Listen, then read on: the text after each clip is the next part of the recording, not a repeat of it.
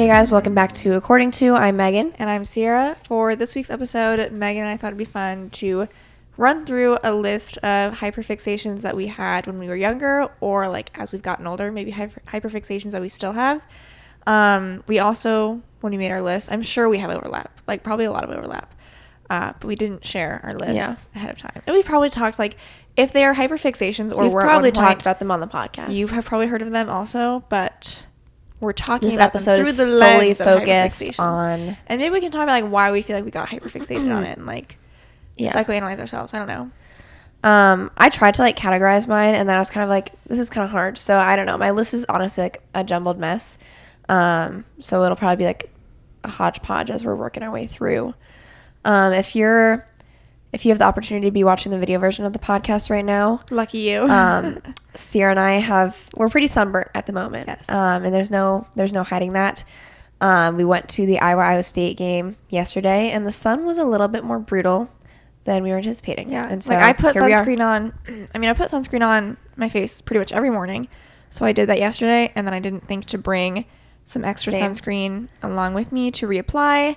And it was we were sitting, and like, I mean, you could just tell. I was like, I can feel.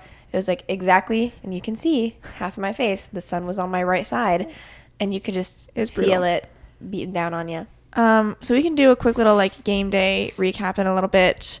I honestly was anticipating my weekly spotlight this week being the game, and like it still might be because it was still fun. I got to go to Iowa City for like the first time in probably 2 years since I think the last time we went was graduation, which is crazy. A year and a half, whatever. I know. I'm like, honestly, today I am feeling like better. I would still like to avoid seeing things on my timeline or social media. That's the worst part after like I just don't want to see it. After games, like all of the people that I follow that like went to Iowa State, it's like their story posts, and I'm like, guys, shut up. I don't need to see this. This like I very well know, like if it was like Iowa won, I would be like sharing stuff on my story. Yeah. You just hate to be on the losing side of that. So I'm like trying to like hurry through my feed and like see everything so then it goes away. Yeah. And now that it's the following day, I think, things are lessening a little bit. We do have to see family tonight, and our family on our mom's side are like all Iowa State fans. So I'm sure they're gonna rub it in. So that'll be fun. If this is gonna be a weekly spotlight, we can kind of recap the day. Did you have any other spotlight you wanted to share? No. Okay. So Ciera and I just went to the game with our dad. We're all Iowa fans, and the game was at 2:30, so we just decided we were gonna do like there and back in the same day. And so obviously, since our dad was going, he's the one that drove, which was nice. Easy drive there, a little bit delayed on the way back because there was an accident, but then we got home at like 10, so it was fine. Weather was good. I mean, I thought it was going to be colder, honestly, than it ended up feeling, because it said, I think the high was supposed to be like 71 or something. So I was like, it was pretty breezy in the morning. I'll do jeans, and then I had like a long sleeve shirt, which honestly I am happy that I wore because I at least saved my body from getting sunburnt. It was mostly just my face that got sunburnt. But like the sun, when it was out, it really like, you can just feel like the sun when you're like, I am actively burning right now. That was us for like the duration of the game. I was trying to block the sun with like my popcorn bag and then my drink for a little bit. Obviously, like I had already gotten burnt at that point. I already knew. My dad had told me like, oh, Megan, your face is burnt. You're definitely burnt. And so I was just trying to like mitigate at that point in time. The first half of the game, I was pleased. We were for the most part cheerful. I'm pretty sure the halftime score was 13-0. And keep in mind, like going into this game, I was probably like 90% confident we were going to win. Same. I was like, we just gotta like business as usual. Like we always kind of pull it out. It's a home game. We did well last week. Yeah. So I was like, we just gotta like show up and show out. And we showed up, but we did not show out. Coming back from halftime, like we just did not have a good second half, but there was like key things in the first half. At the time, I didn't think this would be that big of a deal. It ended up being a huge deal. Our offensive coordinator decided to go for a 2-point conversion when we were up like 19-0. I'm pretty sure it was maybe 19-7. I don't know. And we missed the 2-point conversion, and then we also didn't get the extra point because we didn't do that. And if we would have, guess who lost by 1 point? That extra point would have been crucial. We had an interception during like a critical time. Then they went back down the field and got a touchdown. Like the second half was basically all Iowa State. Yeah. And like our defense is usually historically very good. I feel like our defense was not reading Iowa State's offensive plays very well. Like Iowa it was State just enough too, where it was just like, okay, they keep getting a first down. Yeah. They keep like I would be curious to see like what the time breakdown was for offense in the second half, because I feel like Iowa State just had the ball like way more than we did. Because like we'd be like 3 and out every drive, it felt like, and it felt like Iowa State just kept like extending like 4 yards, 5 yards, and that's like almost the worst when it's like they just keep progressing and getting first downs, like they're taking forever to do it. So yeah, it's painful. Nonetheless, game's over. Different view for us. We were no longer in the student section, so we like bought tickets. We were sitting in the south end zone.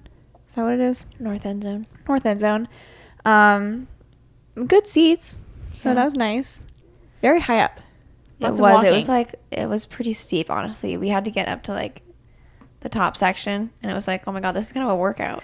Every time, like, there was like older people there, obviously too, because older people go to football games, and every time they're like going up the stairs, like literally just walking up the stairs, my dad would be like, I feel bad for them. And I was like, they're just walking up the stairs. Or he'd be like, good for her. Like, what are you talking about? She's going up the stairs.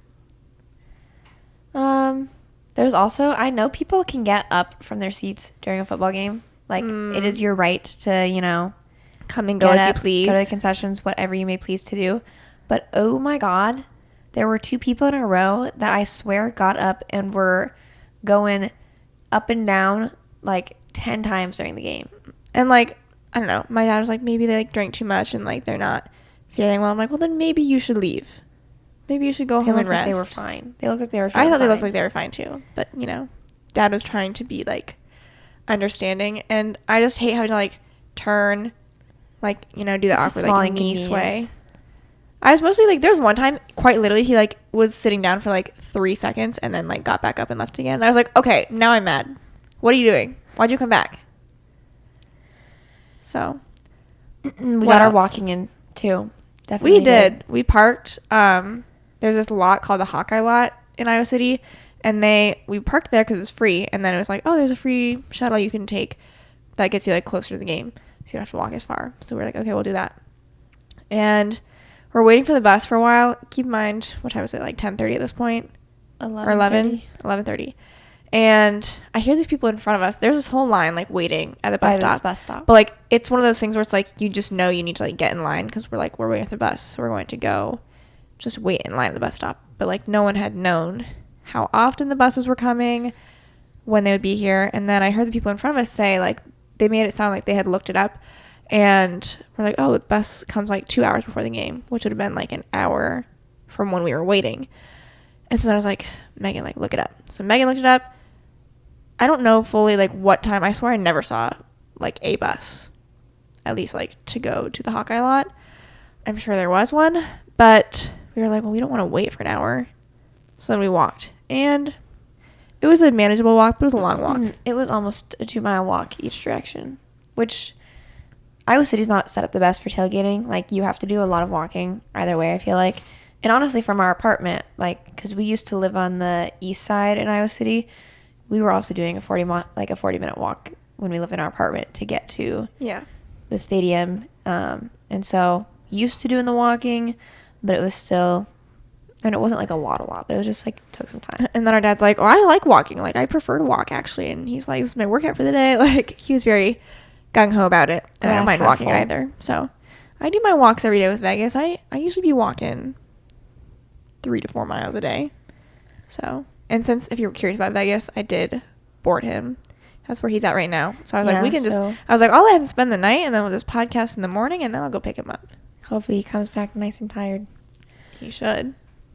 Also the games, we got concessions, and I feel like they've revamped their concessions since we have been there last, because like it just seemed like there's a lot more like commercialized stuff and like stands that were selling stuff in the stadium, at least compared to when we were students. Maybe I didn't notice it as much, But they had like these trays for like drinks and food and stuff that you could get. And like my dad had given me his card and he was like, get me this. And then Megan told me what she wanted and I knew what I wanted.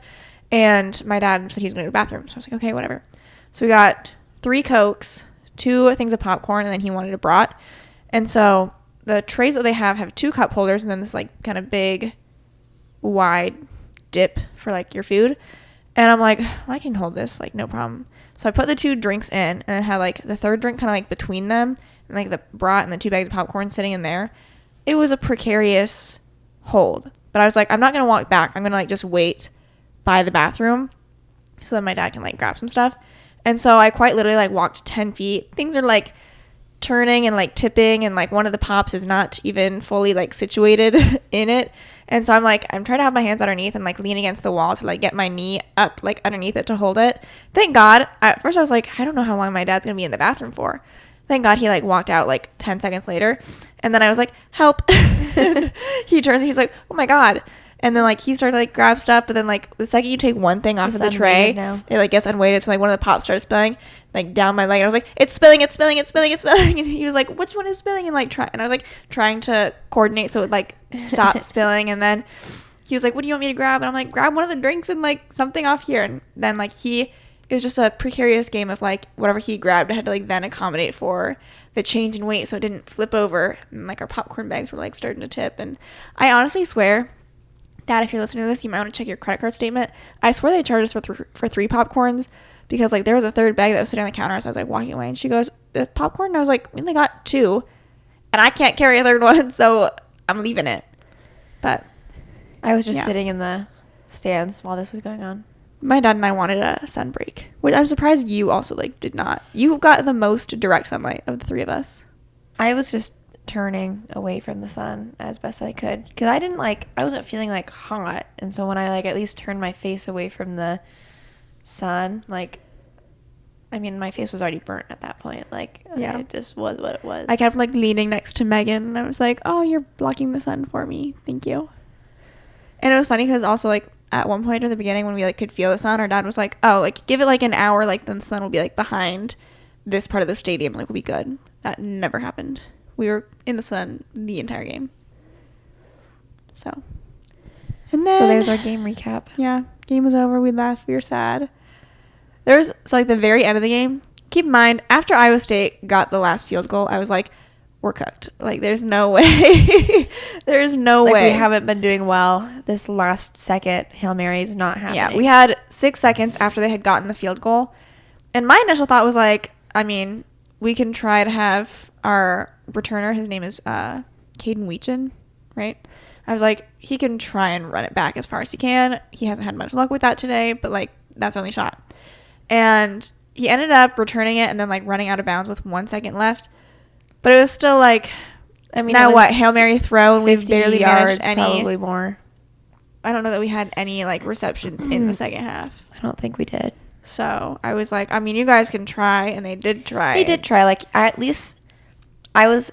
Then I was like literally intercepted at like that. They intercepted it at the end. That's what happens during those plays. I know, but like, it would have been one of those moments where it's like, if something did happen at that play, like that would have been the most amazing ending to a game ever, like most fun ever. Yeah, and then it would have been like a top moment like in Iowa football history for me, but it didn't, and you know, that's fine.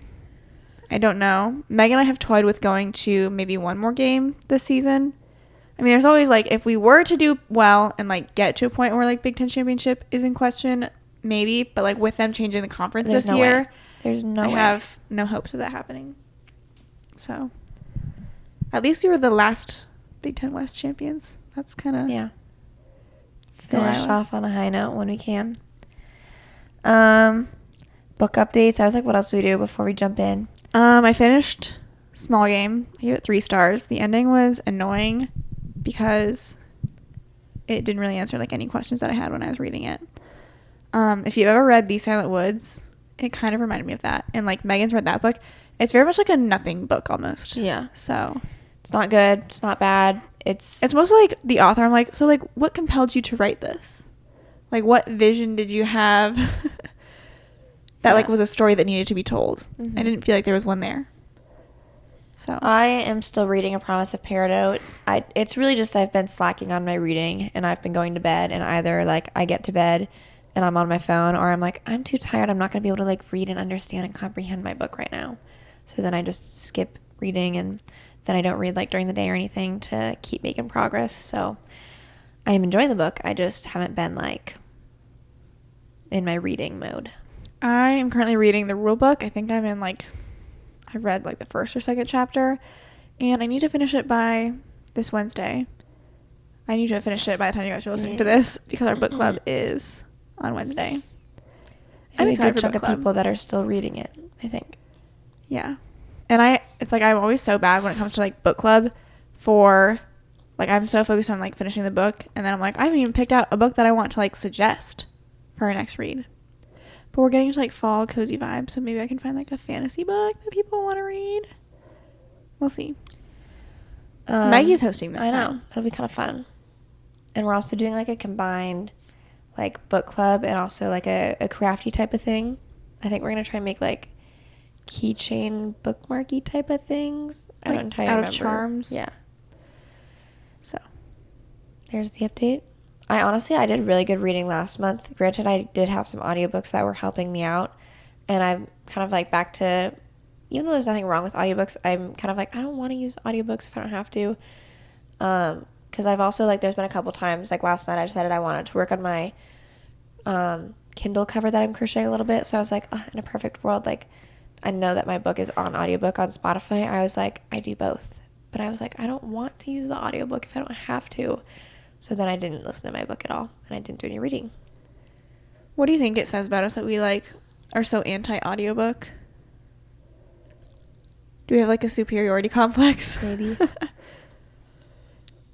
You remember, this is like a side note, do you guys remember like the episode we did forever ago that was like on hot takes or something, and we were reading people's Reddit hot takes, and like we post clips and stuff to TikTok and whatnot, and one of the hot takes was like someone saying like listening to audiobooks isn't reading, and like we had clipped that, And granted, we didn't put probably it on clip TikTok it with the best of context. but then like there was like a small subsection of people on TikTok that were like getting mad at us for the hot take, and we probably played devil's advocate or something with like talking about the hot take, but then people were getting mad at us for saying like audiobooks aren't reading. And so I just want to reiterate to you guys, I do not care if you listen to audiobooks, and I like would not say that you're not reading if you listen to audiobooks. I just personally, I feel like what it is that like I like the action of like sitting down and reading and like having it be like that's what I'm doing, you know what I mean? Mm-hmm. Versus like, oh, like it's almost like, oh, like I need to finish the book like as quick as I can. Does that make sense? Where it's like while I'm doing the chores, like then I can turn my book on and like speed it up and like speed through the process. And I'm like, I like the challenge of like having to like physically read it. I don't know.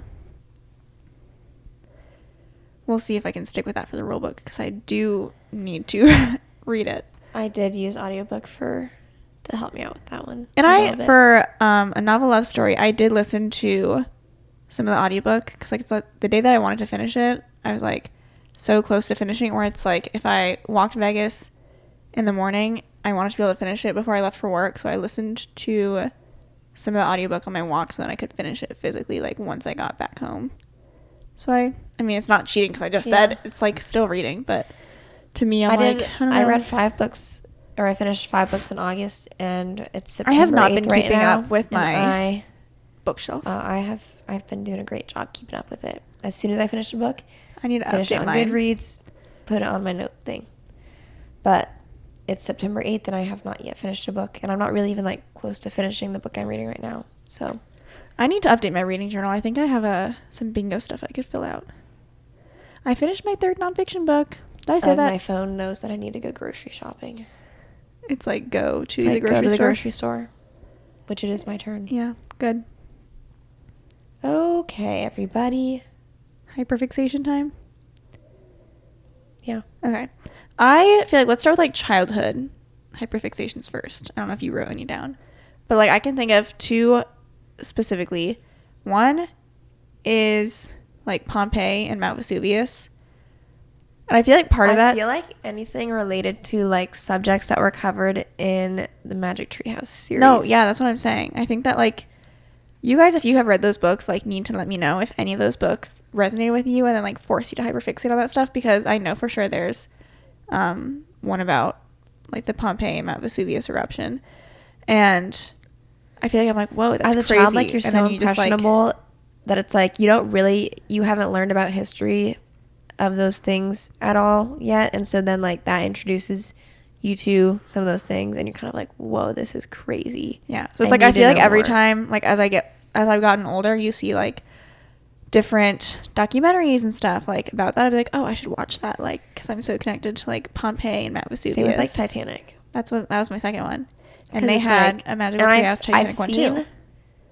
It's like a common feeling among people of, like, you create this false connection between yourself and this, like, historical event that you actually have, like, no tie to whatsoever, but you feel weirdly connected to. You know, one that I've seen people talk about that, like, me personally, I've never felt connected to it, but, like, the triangle, the Bermuda shirt. Oh no, like the triangle shirt. I'm so, like, not saying it right. It's like the factory that caught on fire. Oh, it's like the triangle shirt coat factory or something. I don't know the name of the factory. Anyway, but, like, people I've seen, like, have had hyperfixations, like, related to that, because it was like, you know, all the workers died basically because there weren't any, like, proper fire evacuation stuff. Actually, this has reminded me, you know, I haven't hyperfixated on this as much recently. Triangle Shirtwaist Factory fire. Yeah, thank you. I haven't watched this channel as much recently, but I'm also just realizing this brings up different hyperfixations that I feel like I've had.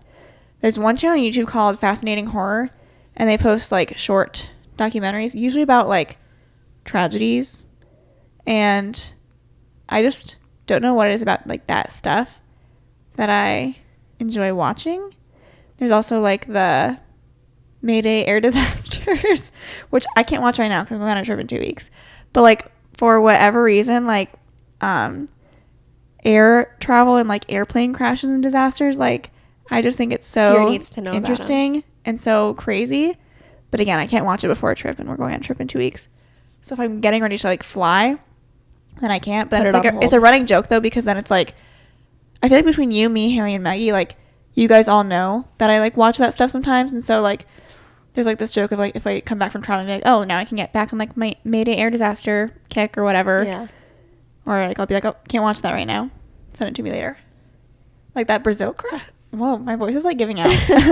That Brazil crash. I'm just like, well, what happened?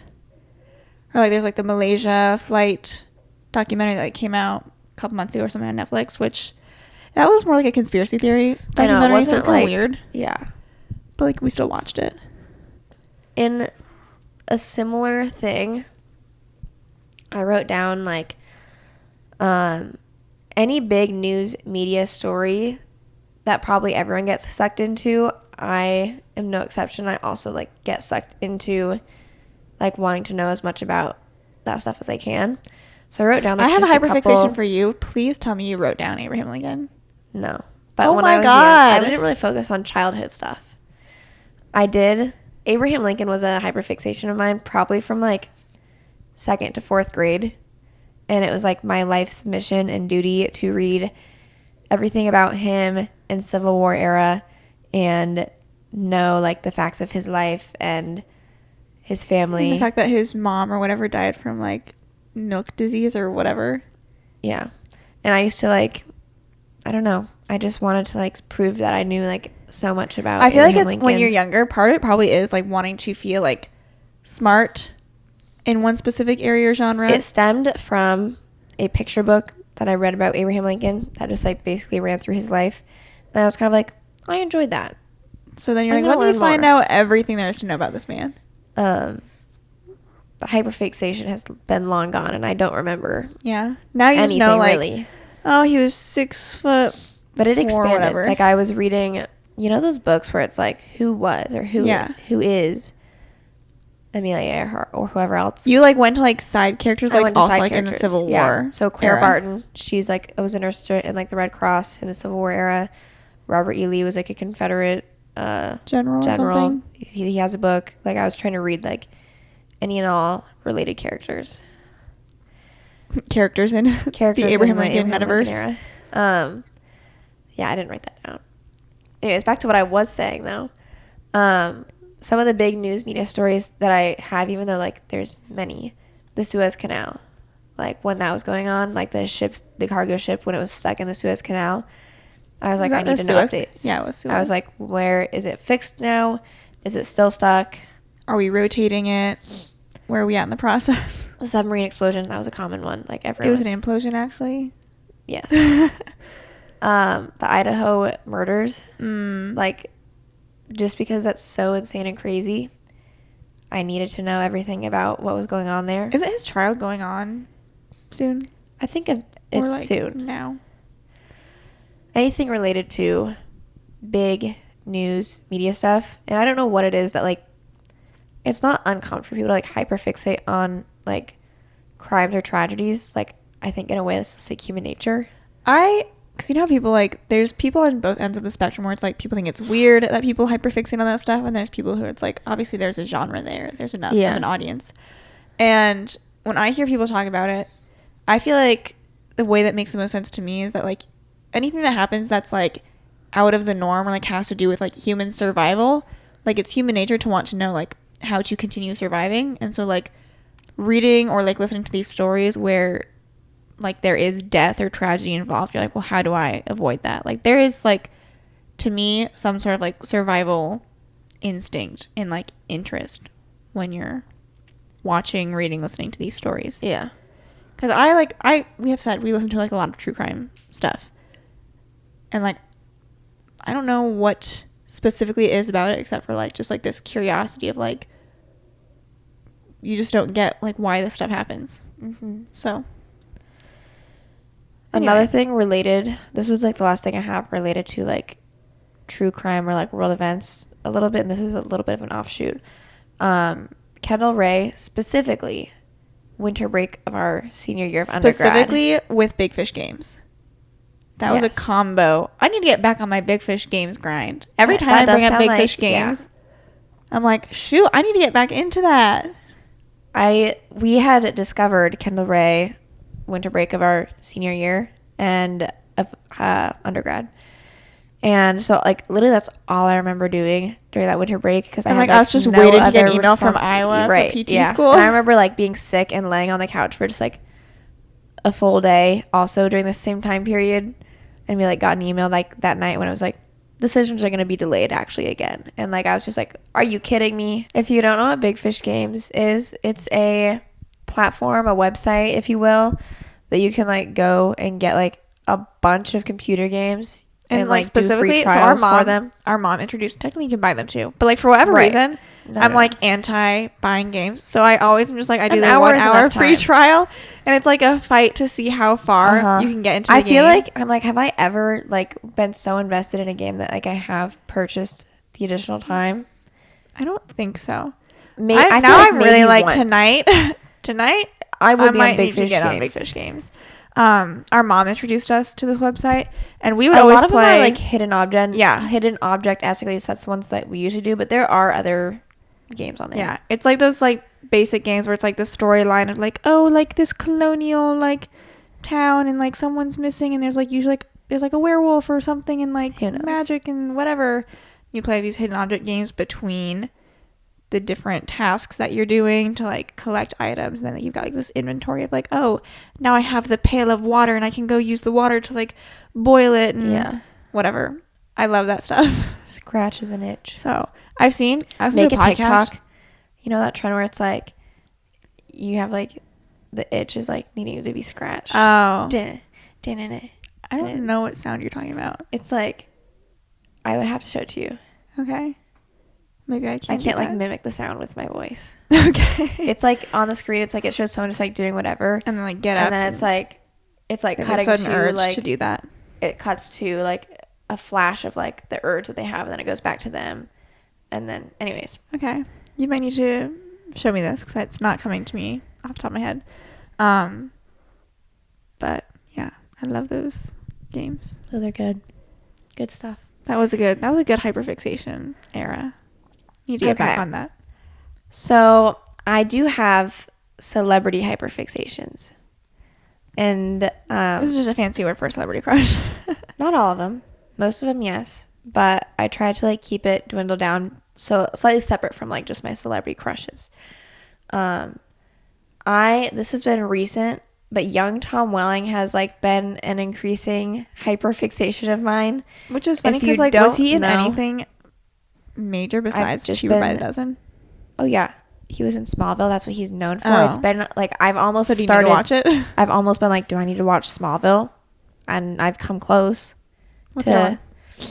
He plays like a Clark Kent, I think. But if you don't know who Tom Welling is, plays Charlie Baker in Cheaper by the Dozen. He's really hot, and that's all you need to know. That's that. Logan Lerman. He's like possibly my top celebrity crush because like really. Well, here's the thing that I appreciate about him is like he's not like super A-list celebrity status where he's like out of reach. He is engaged, but and I'm happy for him and his fiance. She seems like a nice young lady. They also met on a dating app, so like, could you imagine? It was probably like Raya or something. That's so funny. But he's mysterious enough because like I don't know a lot about him. Yeah, but he's very cute and attractive. He's got different like eras of looks. Like he's had a long hair era. I typically like him just with his like shorter hair and maybe a little bit of facial hair. But there's something about like his level of celebrity that just seems more attainable, which heightens him on my list of like. You're like, well, I could actually like hyperfixations.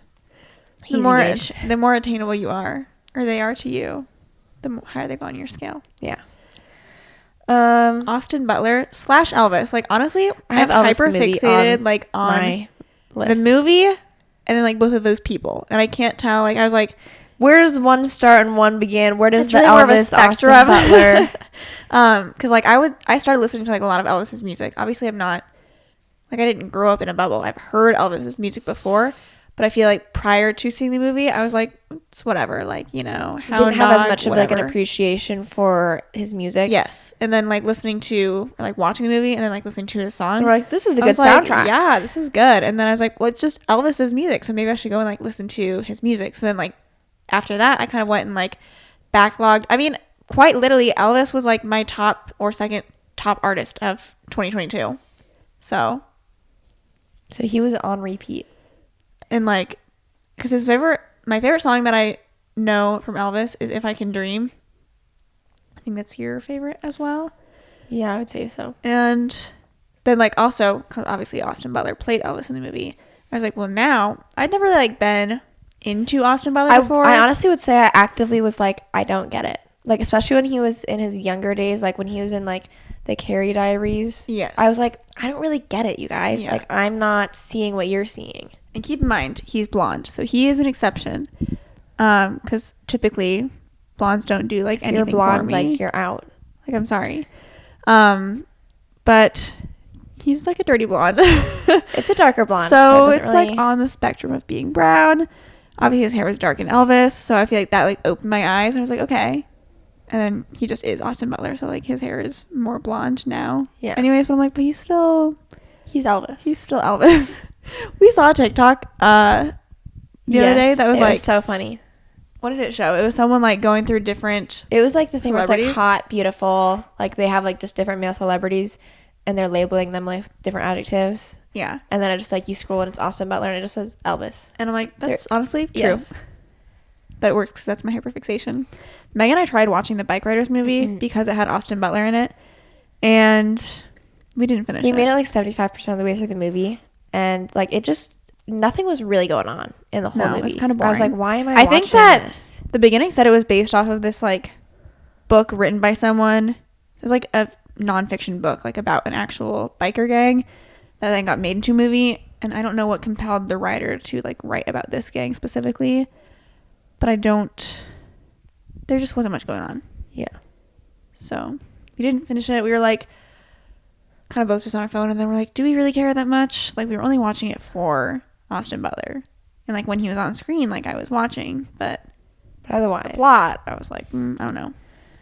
I also have Taylor Swift and Travis Kelce as a hyperfixation. Yeah. They were just out and about in New York, and I'm seing all sorts of pictures from that. I love it.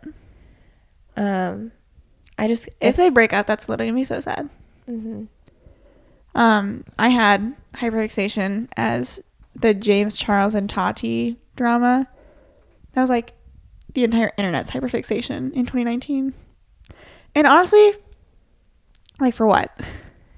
I know. Name one summarizing sentence of that drama. Sugar Bear Hair. And like, is that even a company anymore? Do they still exist? I don't know. And does Tati still do her vitamins? Because like, what was this all for?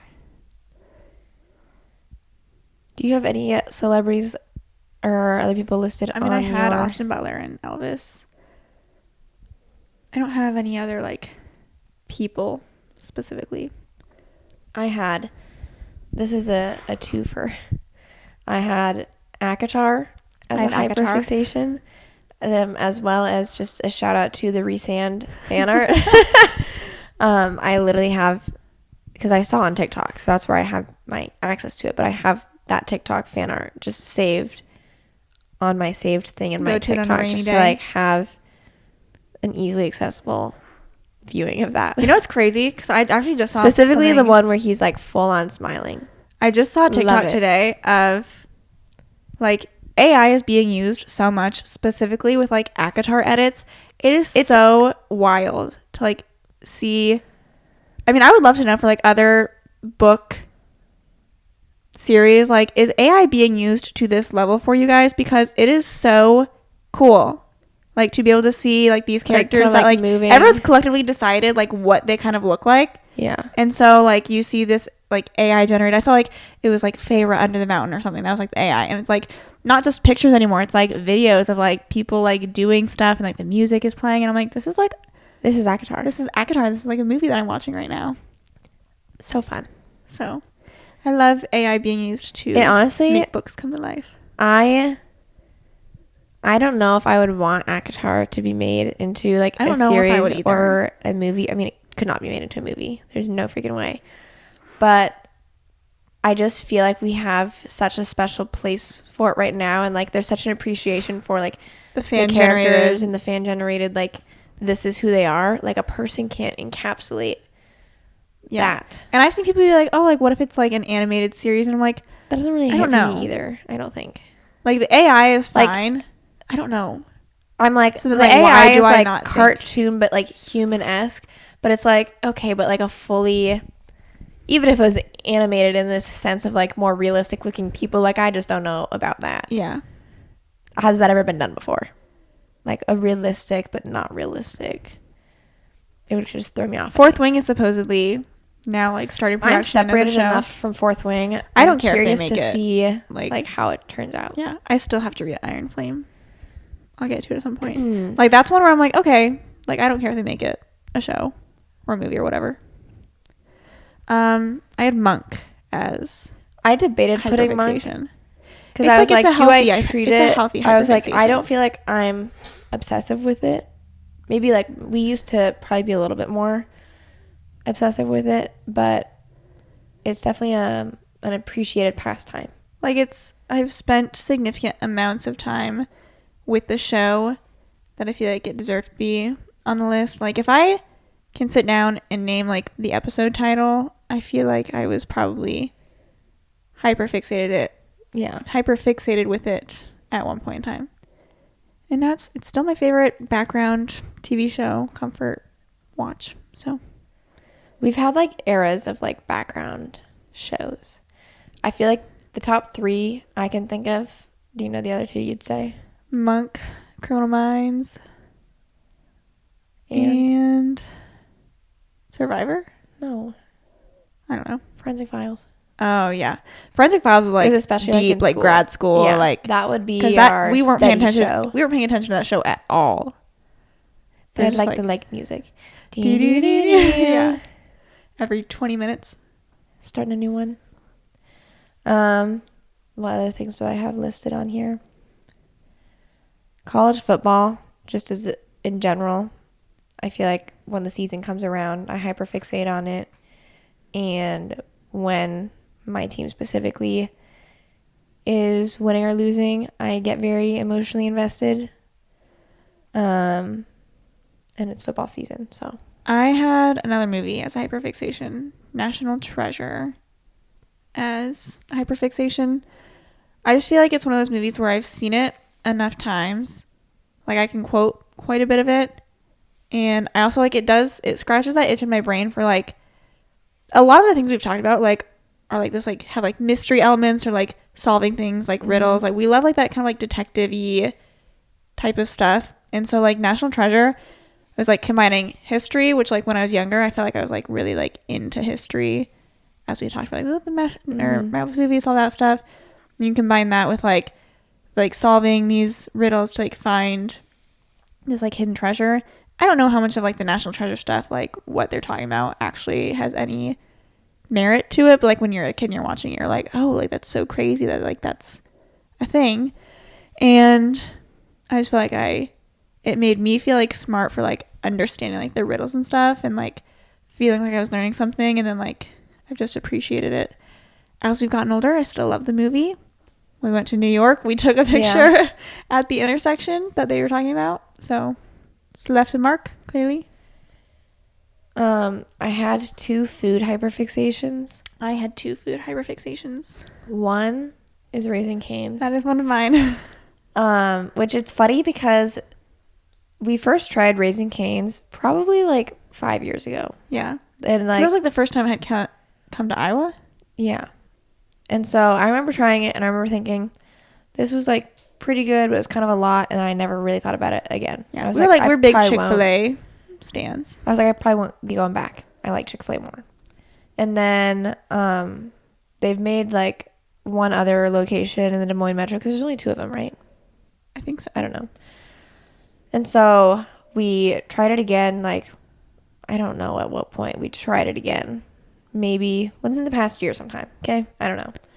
And it was like, oh, this is quite good. And so it has now been just like, that's our go-to fast food place now. Yeah. And like, it used to be Bebop's was like our heavy, like, go-to fast food place for a while. Still love Bebop's. You know what's interesting? I don't know if anyone else relates to this, but I also in the past week have gotten McDonald's. And I would say, like, tell me why I get, like, the 2 cheeseburger meal. And I'm like, oh, this was, like, a light meal. Like, it's a light fast food meal. I don't feel super full and, like, disgusting after I eat that. Raising Cane's, I also, like, I feel fine-ish about, but, like, not quite like that 2 cheeseburger meal from McDonald's. You're like, oh, it's like a light salad. A light, like, healthy snack. And then Bebop's, it's like, that's, like, almost too much for me now. That's why I feel like I've gotten less interested in having Bebop's, because, like, it's really a large meal. But my other food hyperfixation, and I know this is, like, just a me one, was strawberry shortcakes. Do you remember when I was like making those? Like, it was when I was unemployed. And so I'd be like chilling at home. We didn't have Vegas or anything yet, and so, like, I quite literally had, like, nothing to do. I still, every time I'm but time. Every time I'm at the grocery store and I see, like, strawberries and those little shortcakes, I'm like, it does something to that her. looks good. So I love a strawberry shortcake. This was kind of a short-lived hyperfixation, but, like, me with buffalo chicken wraps recently. You still like them, though? I do still like them, but, like, I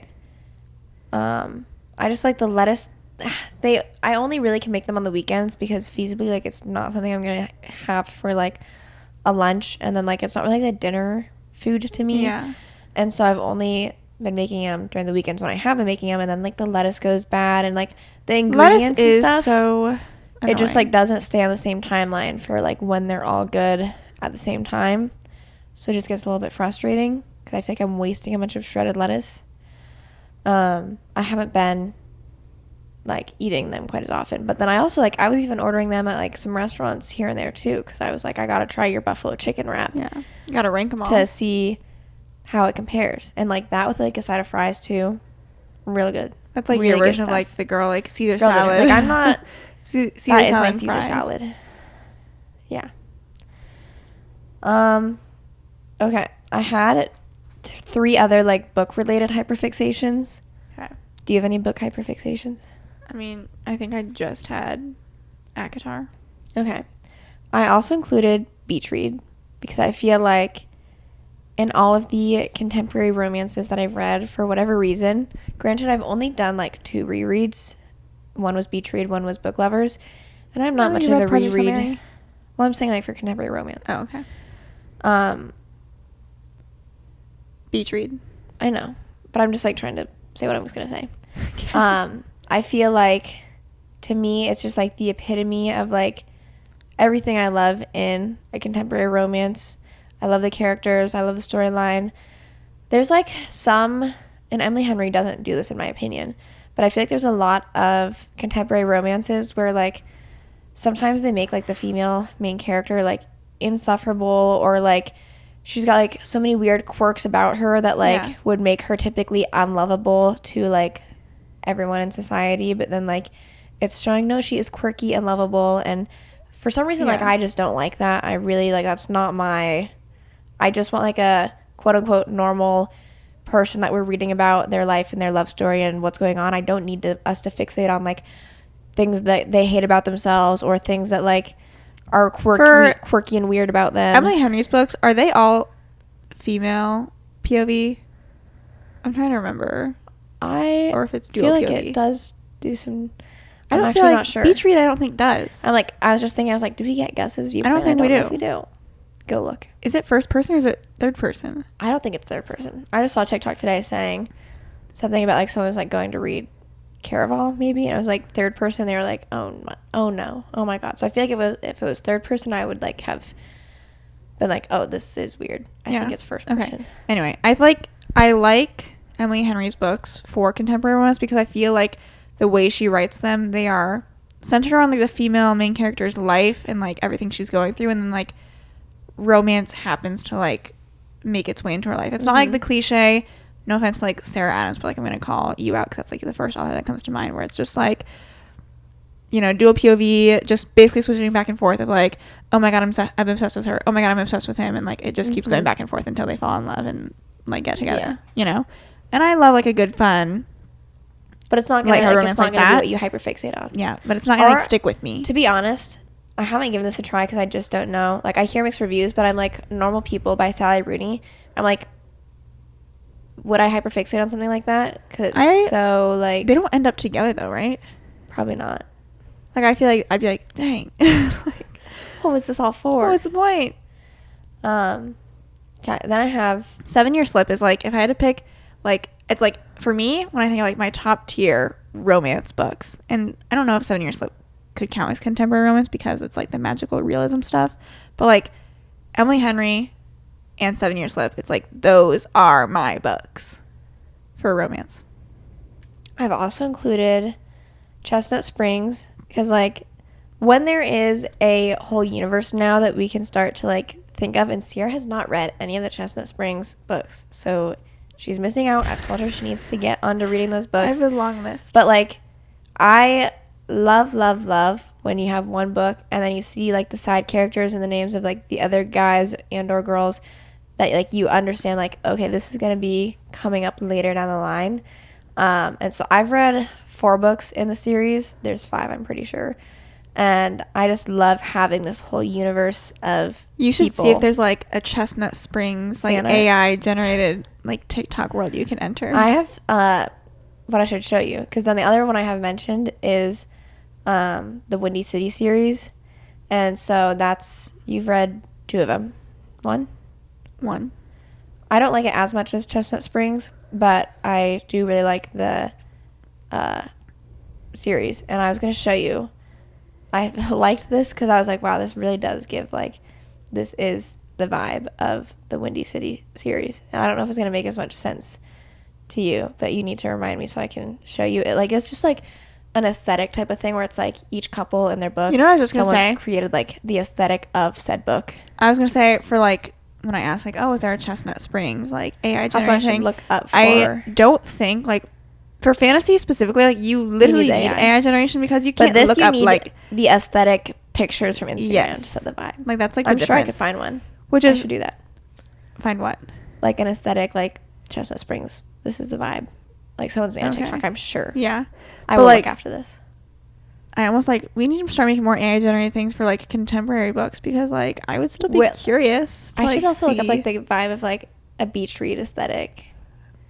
Yeah. This is what I'll be doing after I'm done with Big Fish Games and looking up aesthetic photos of these book series. Those were the only things I had listed for books. I love a lot of other books too, but these ones I feel like since there's more subject matter, it allows for like more room in my brain to like think about those books. Yeah. Okay. We've gone through everything on my list, so I have like 3 more things. One, I was trying to think of like iconic sports moments that like stick in my brain. The only thing that really came to mind, also because I feel like I've been seeing it more often recently than I had before, Michaela Maroney's 2012 vault team final. That is, I mean, that is simply the best vault that has ever been done, ever. Yeah, that was a big moment.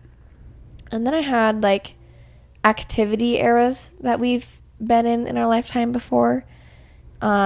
This was like in high school through like undergrad, escape rooms, very much so. I mean, it's still, the issue is that we've done all of it. Right. It's not so much something we do anymore because of the limitations and the number of escape rooms that are available for us to do that we haven't done before. The best escape room that I feel like we've ever done was the ones that were in Cincinnati. I feel like those were just like the most well done rooms we've ever.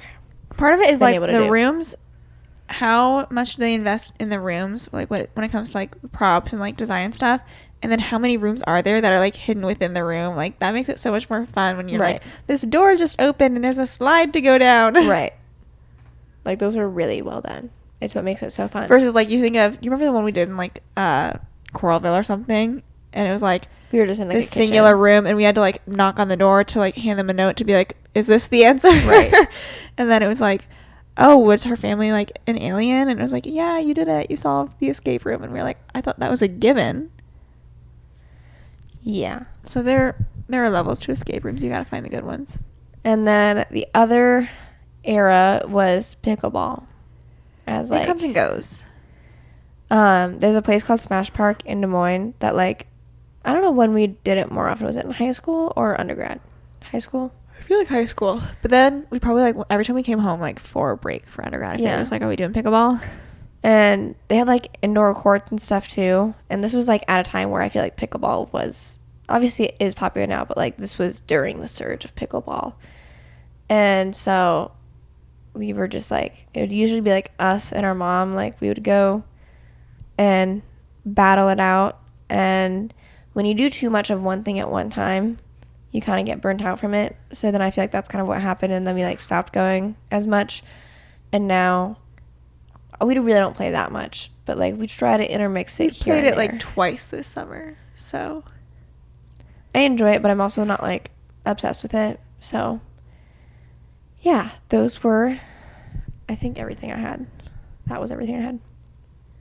So that's us in a nutshell. So that's us. That's me. Hopefully you guys enjoy this episode. If you have not yet subscribed to our podcast, you can do so wherever you're listening, or if you're watching the video version, feel free to subscribe to us on YouTube. We are close to updating everything. We probably honestly just need to redesign our studio at this point, and then we'll have like the everything channel rebranding stuff will be ready to go. It's basically ready. We're just getting lazy. Yeah.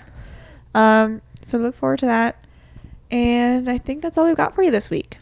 Comment your hyperfixations below. Please do. We will see you guys and talk to you guys next Thursday. Bye.